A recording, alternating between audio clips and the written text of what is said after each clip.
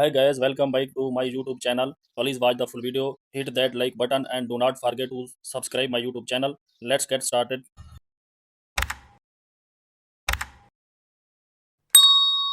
Open the pixel app, select the import button, go to the gallery,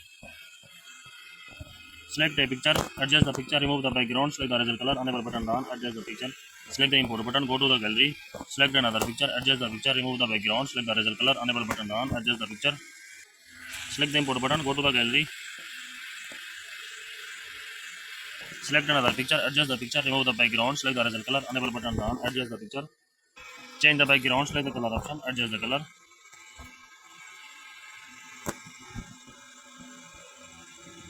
select the import button, go to the gallery,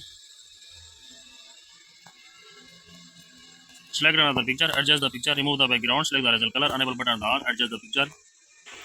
Please like the video and subscribe the channel.